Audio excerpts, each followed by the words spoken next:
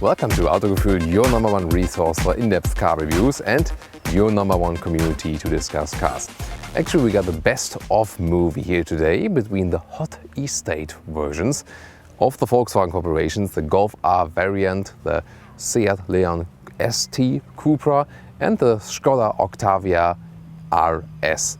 And these three cars we're going to compare today. We're going to show you best of the exterior, interior and the driving experience from our previous videos there, so that you get the most important information. And at the end of the video I'll draw a conclusion which one actually you should pick or which one is the best for your purposes and which one I actually find best personally.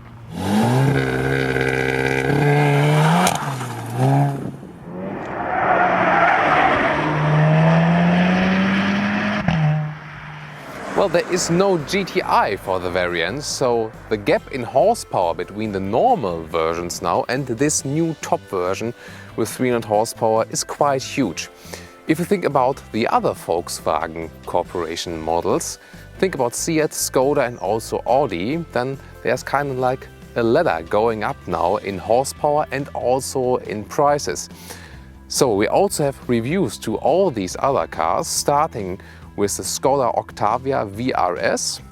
All the reviews linked in the video description. But let's just take German prices, 31,000 euros and going with 220 horsepower.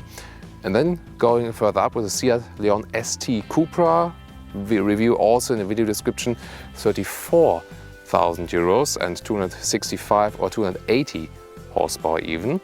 And now the Golf R with 300 horsepower, even more, but 43,000 euros entry price in Germany, where the reason for that is, first of all, the Volkswagen brand itself is a little bit more expensive than Skoda and Seat, just generally.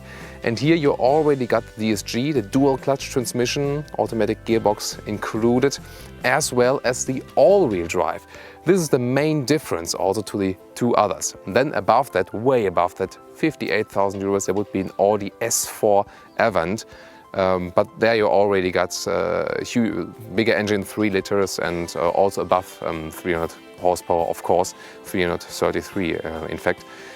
But that's even more expensive. So let's for now stay with this car, just that you kind of know where it's placed inside the market.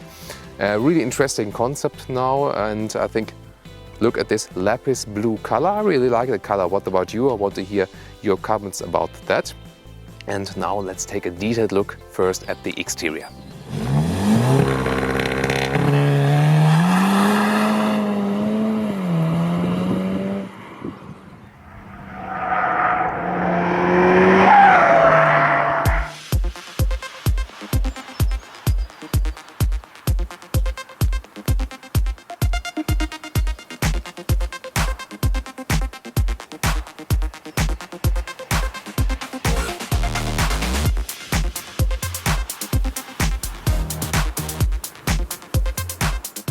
The R version of the Golf variant here, firstly has the typical logo, then we got bigger air intakes, and actually they are true air intakes, not just fake, there's the radiator behind it. Also this whole lower area is huge and we got the chrome lip here, and I think especially the chrome lip does the job here in the front for this more exclusive design.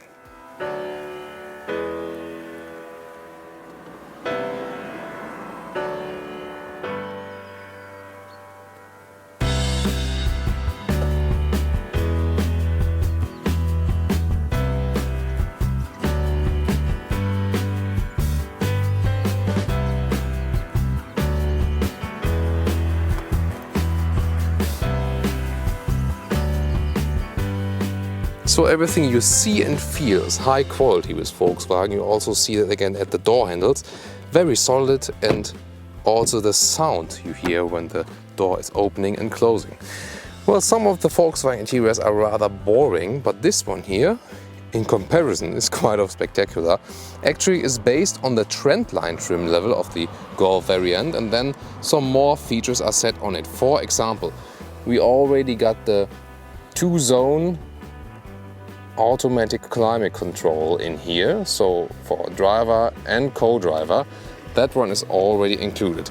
Then we have these R racing seats, you see with the R logo here.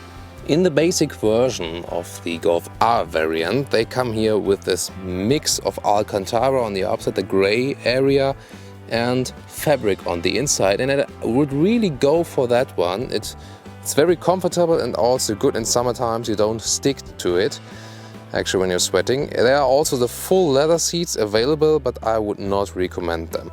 Then the steering wheel, a special R steering wheel, flattened end with the R logo, white contrast stitches on the inside, and as we know from the higher trim levels at the Golf 7, we got these shiny black elements around the steering wheel, and that's also the same scheme here, for example, at the cockpit, just at the gauges here in the front, and also around the middle console.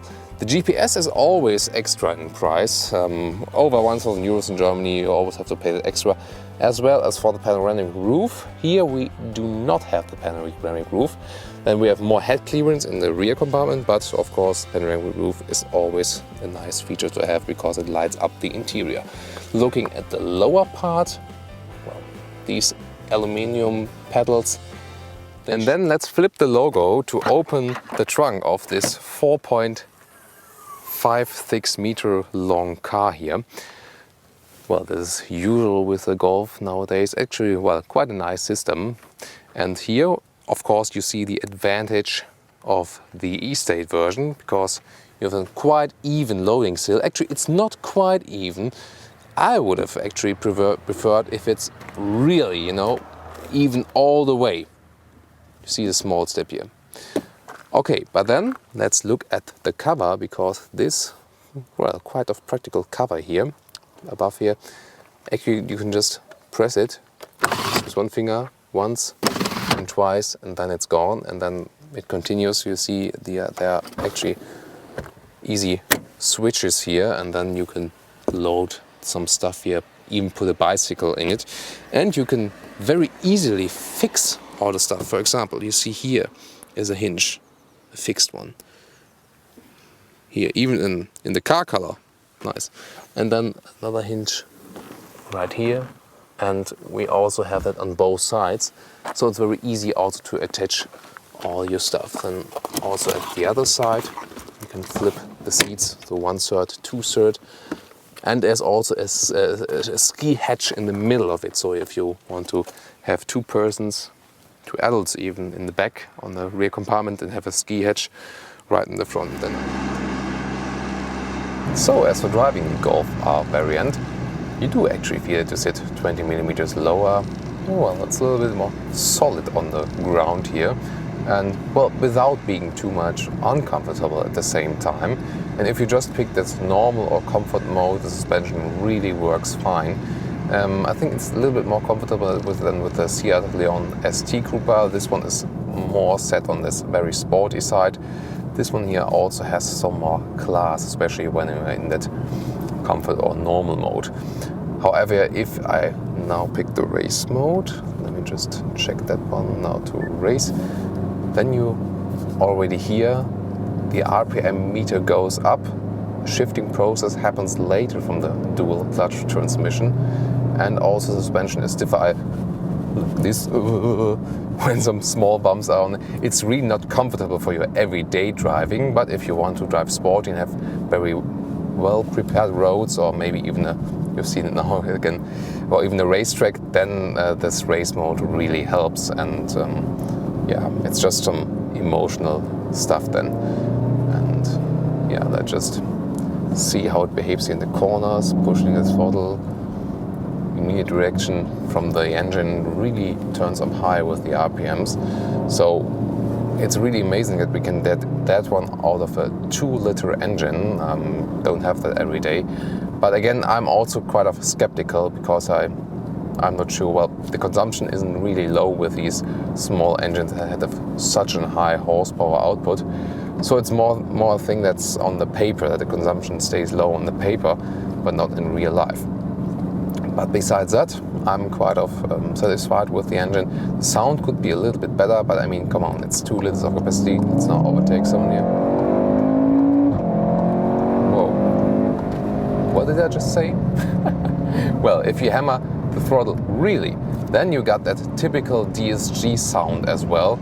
And also when the shifting process is just underway. Some really moan about it and say it's the DSG fart actually when it shifts. I'm not sure. I don't think it really sounds like a fart. I quite like the sound. Let's hear it again. Yeah, actually really nice then. But you still hear that it's kind of a small engine and the RPM is going really high.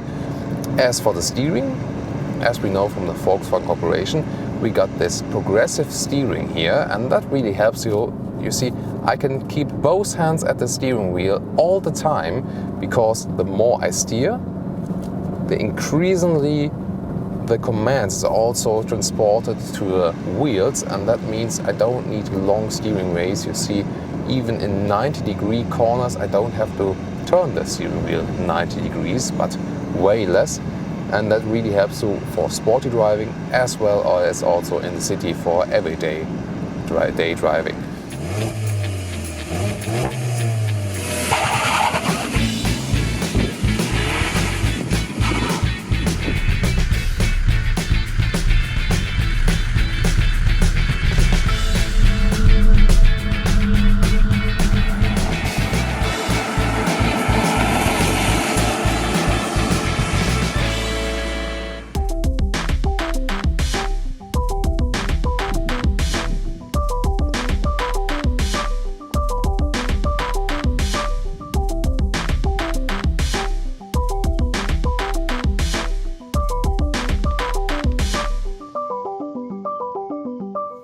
Starting here in the front, we got bigger air intakes and a bigger front grille here in the front. Well, this one is not bigger, but it's black with the Cupra logo. But here the air intakes at the lower part, they are bigger. And we still got the very dynamic headlight, one of, well, the most dynamic shaped headlights right now, and I think it looks very good, especially with the daytime running lights. And what is quite interesting is that the hood is overlapping a little bit over the lights. From the side profile, what do we see? We have black mirror caps here in the Cupra version and special alloys. The 280 version comes with these ones here, 19-inch alloys, very beautiful in this B-color style, red brake calipers and also quite a large brake discs for this kind of vehicle. The 265 version, however, has 18-inch alloys only from serial production. They still look quite nice, but this is kind of the main differentiation between the two models. Besides, you know, this 15 horsepower more or less doesn't make such a difference. It's more about a little bit of styling, the bigger alloys, and there you see that this creates a small price difference.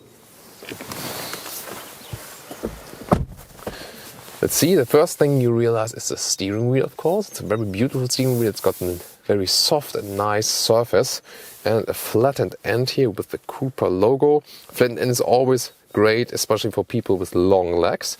White contrast stitches on the inside, and it really has a good size. Not too big, not too small, and we'll talk more about that progressive steering later when we're driving, because this steering is really very great, because you don't need long steering ways. The more you turn in, the more the wheels also turn in progressively, that you don't need so long steering ways.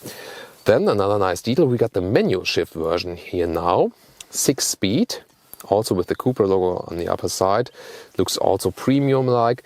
However, for 1,700 euros in Germany extra, you can also pick the dual clutch transmission, which we also recommend because it's also a nice way to shift. However, this one also has well, quite a clean shifting ways, short shifting ways, also a lot of fun. The rest of the Seat interior is, as we're used from Seat, pretty clean. And you see here with the chrome line here and that classic look here in the Leon, also looks a little bit of premium. It's of course still a difference to the Audi, for example, but I mean, you pay almost half the price for this car here. So I think also, especially for this price class, you get a really great interior here. Of course, it's not the most emotional interior, but here with the Cupra version, you still got some of these emotional features here. And so altogether, we think this interior is very well done because it's so clean and sporty at the same time. Optional, you also can pick this panoramic roof. You can also open it. so it doesn't go open all the way, but at least the panoramic roof is all the way, and then you can open the first part of it. I can show you that as well.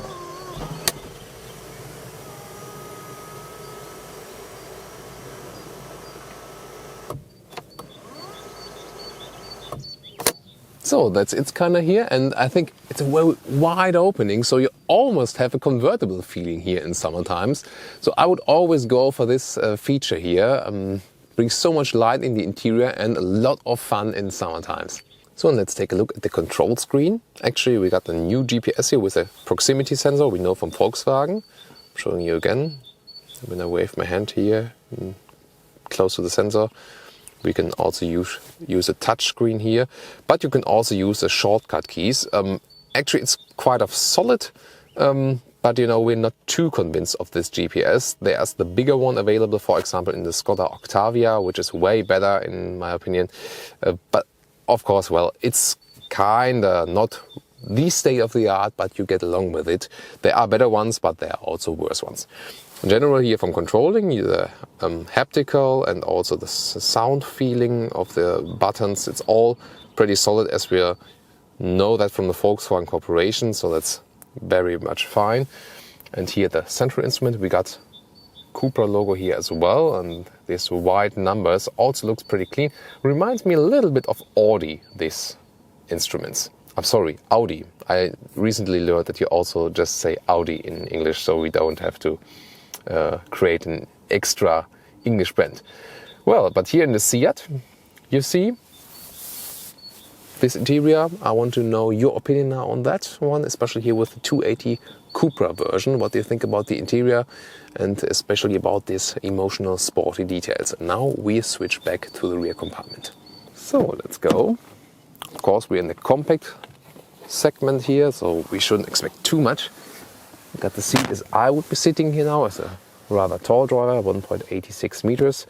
You see the space for the knees is kind of limited, so you get more space, for example, in the Skoda Octavia RS. You have to imagine that it's of course also a longer car. Actually, as a driver now, I could sit a little bit more on the front, that would work, and then we would have a little bit more space. So I think it's still fine for the knee space. With my head now, well, I tend to use the panoramic roof, but if you have this panoramic roof, which you can also open, you always lose some headroom. Here in this case, for me, it would still work. I'm just touching the ceiling with my hairs, not with my head.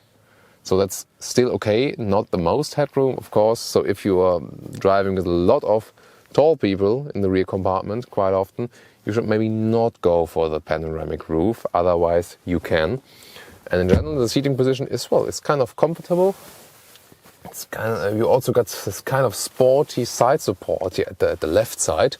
And you also don't lean back too far, so you got a pretty upright position here in the rear compartment. That's what I like. Of course, you got more space, way more space than in the hatch version, and that's a clear advantage here of the E-State Cupra.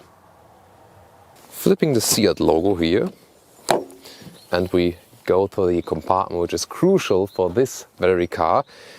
Just press once and then the cover removes, and you see this is a clear advantage in comparison to the hatch here in the Seat Leon ST Cupra.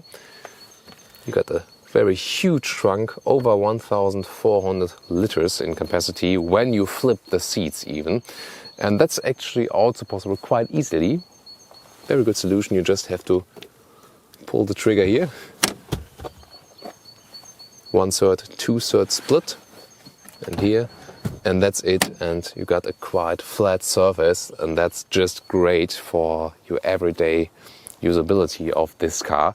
So I can just recommend it here. You see the design line is also limiting the trunk just a little bit. That's quite okay still. Also here, very well done here, this loading, although okay, it gets scratches quite easily, but it looks at least very good at first sight. So what do you think about the trunk? I think this is kind of the crucial factor why families should go for this car. You still get a compact car, which is not too long.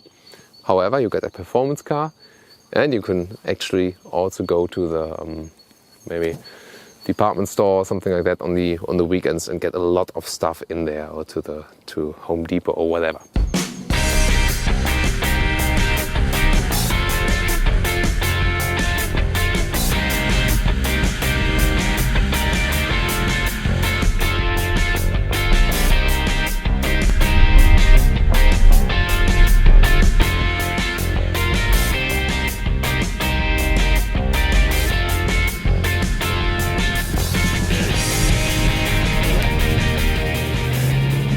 So let's get to some driving. First of all, the most important feature in my opinion is this progressive steering I've talked about. That means when I go into a berm here, the corner, I don't need long steering ways. So you always keep two hands at the steering wheel, don't have to grab around or something like that. And if you switch to another car, you immediately realize what it means actually. It's not only for sporty driving, it's also just comfortable in everyday driving, I must say. Of course, with the 280 horsepower here, you got superb performance. I mean, 6 seconds of 0 to 100 in a compact car, that's really great. And you got a special Cupra mode here as well, and then you have a little bit more sound, and also throttle input reacts quite faster. Generally don't feel immediately that it's an E-State version. It still feels quite compact. Don't really feel it's that longer than the hatch. Maybe it's just a sound feeling, because something tells you that there is a little bit of a longer car behind you, but it's not because the car behaves so different than the hatch. So let's put the throttle down now. Whoa! Yeah, I said for this compact hatch here, it's a really superb acceleration, and you can almost not hold the camera tight. So you really got an exploding car here, although it's just front wheel driven. And if you're not on the racetrack, you don't feel it so much that the rear acceleration is actually missing. This front differential lock actually does a quite well job as well. So you don't have so much wheel spin as if you would not have it. Then from the suspension, here in all the Cupra models you have the adaptive suspension, which is really a nice thing to have, because if we go faster here now, they get a little bit stiffer, give you more support from the road, but still remain kind of comfortable. I mean, the Volkswagen suspensions are good in general, yes. Maybe the BMW suspension are a little bit better, even just if you look at the corporations. But I'm very, very happy with the suspension here. So it's not a car that you would say, okay, I own a sports car, can drive, have a lot of fun here with the sporty driving, but I like comfort. No, this really combines both. So it won't be a problem for your family, for example, if you think, okay, I want to drive sporty on my own, but I want to have it comfortable for my family. That's really fine, no problem. Also when you got the dog, for example, in the trunk, that's pretty good. Even if you're in that Cupra mode here. So altogether, you got a very good connection to the road. Really a lot of fun to drive, and still you don't spend too much money. So I think this one is also the main concept here of that car. You got a reasonable price, very good Seat quality, and still a lot of performance and a lot of fun. That I think is a combination a lot of people will fall for. Now again, performance in the corner, you saw again, I don't need to turn the steering wheel around that much, and that's really just such a good feature. The Golf GTI, for example, the Golf R also has that one, and also the Skoda Octavia RS, they have that in common. And well, we also had some other sporty cars recently which did not have it, and I think nowadays a sporty car also needs this progressive steering.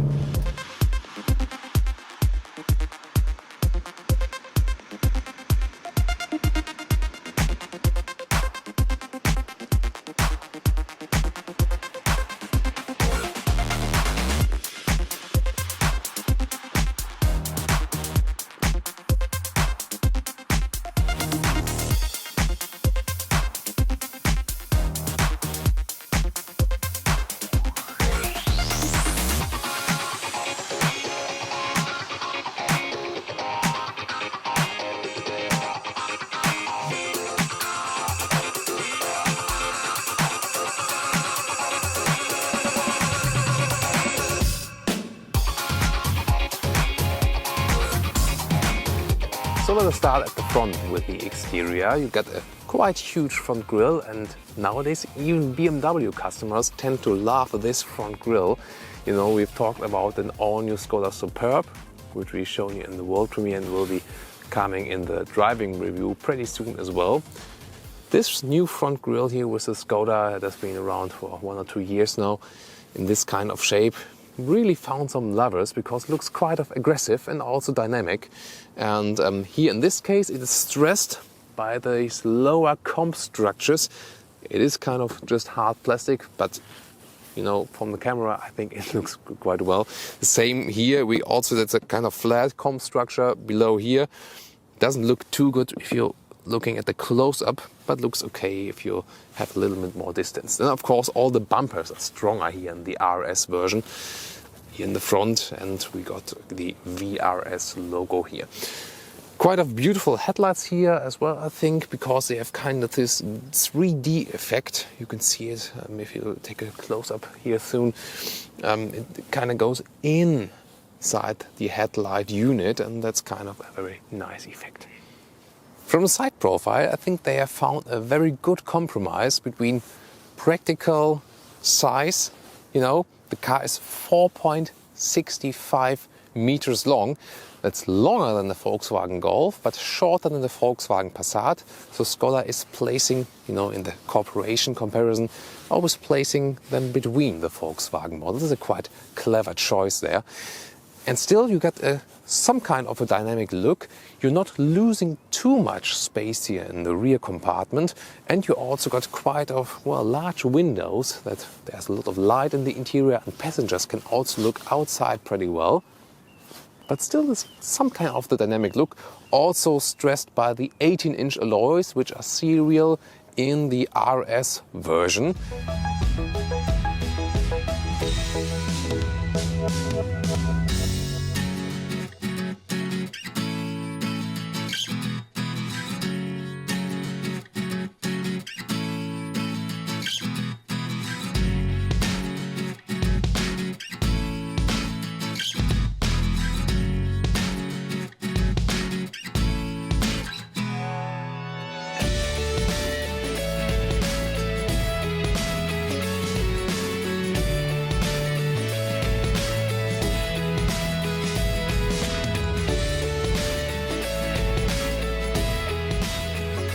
Starting here with the interior, with these beautiful racing seats. The standard seats that come with the RS look a little bit different, and they have a fabric leather mix or artificial leather mix. These ones here are the full leather racing seats. These ones are optional. They look really great. You wouldn't expect it in such a middle segment estate. And especially very good here in the shoulder section. They offer you a lot of side support. Also up here you see the integrated head restraints, also very beautifully done with the contrast stitches and the VRS logo. And I can just say these seats are really superb, premium style. Here with also with this kind of structure, it's very comfortable, I must say. Just from the surface, you know, I'm a favorite if it's Alcantara on the inside, because you don't sweat it not so much. But just from the comfort here, it's really a car for long distances, and especially for the business use, maybe this one is still a very good deal. You can have a kind of racy car and still a car you can very well use in your everyday business life. And so I can just recommend the seats in general. If you don't pick this option here, the other ones, they are also very good. So the comfort is really very nice here also in the Skoda Octavia. And that's also one of the reasons why this one is maybe at the moment the car that offers the best price-performance ratio of all cars there is. So now I'm in the driver's seat, and this is really an interior I can tell you so much about. First of all, I already mentioned the seats as I'm driving now in the driver position. It's kind of strange because at one point it's sporty, you have the side support, but still you have a lot of space. So even if you're a tall person and if you're kind of, you know, a broad person, and you know, it's kind of the same, because when you're tall, you actually also have like long legs and also maybe a bigger hip or something like that. And these seats here really offer you a lot of space in every kind of direction. Then coming to the steering wheel, I mean, look at this steering wheel with the perforated structure here at the outside. Very nice grip, also the perfect size here. You would find it exactly like this in an Audi, just that you pay half the price here in the Skoda. Also nice with the chrome logo here. The instruments are very clear, rather classic, analog, very nice to see here as well. So nothing to moan about that. In the middle display we can, for example, adjust details of the automatic cruise control or something like that. Rear compartment. In this case, my favorite compartment. I'm going to tell you why. You see they have sorted out a lot of things. We also got rear handles here in the rear compartment. And well, in this case it's my favorite department because, well, officially someone even says, well, it's the compact segment here, like the, you know, the German official office which is responsible for all the figures about the cars. But you know, this is definitely not a compact segment. This is surely middle class segment, because look at the space we got here. You know, this is kind of set for a tall driver now, and I have really a lot of space in front of my knees. Here also in the E-State version, a lot of headroom. This here above my head, and I'm 1.86 meters. And then it's really comfortable here in the rear department. Even just the seating position, just relaxing.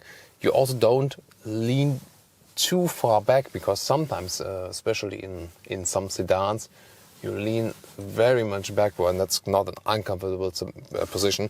So for adults here in the car on long trips, absolutely no problem. So I must really say this is maybe one of the best features here with this car. There's so much space in the rear department and still doesn't look ugly on the outside. Let's take a look at the loading space. Here optional with the electronic opening. Nice feature. It's not a must-have, a can-have. Just press here once and the cover is falling down. We also have an optional rubber mat here, which is kind of good because you can also switch the sides, and here you can just clean it maybe, just let some water rinse above it. Very practical in this case. You have a lot of space here in the car, as you see, and that's also of course one advantage here for the E-State. Also, as we're used from Skoda, very easily to flip the seats. Just, you see, you have an even space in here until the front. I think it can't be even any better, yeah, for the everyday usability. Same for the other side, by the way. Just flip it once.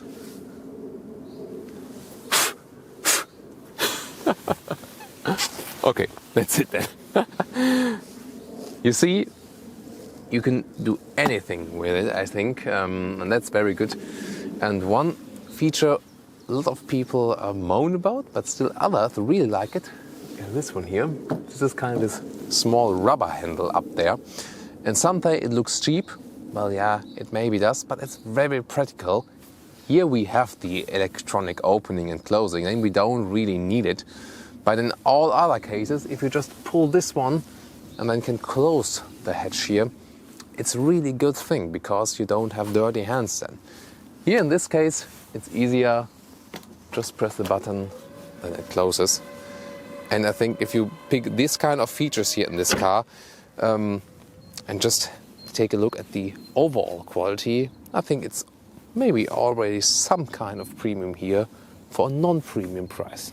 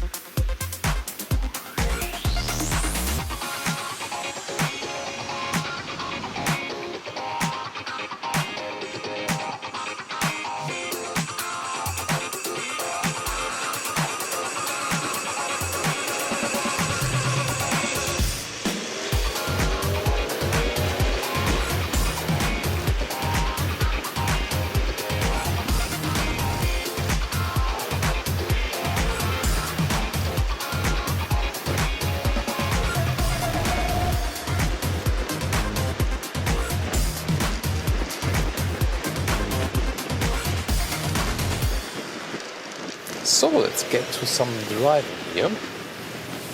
I love to handle this steering wheel because of the perforated surface here. Also the size is right, I've told you before. You also have this great progressive steering here, so it means you can always keep your hands at the steering wheel no matter where you go. You see we're in a roundabout here now. I don't even need half a turning here, maybe now that's okay. You see 180 degrees. I still can keep both hands at the steering wheel, so it's very good for sporty driving, but also good for comfortable driving inside the city, for example. Then if we go right and lefty now, testing the sporty side, we got a quite immediate response from the steering wheel, and also the car behaves very sovereign, I must say.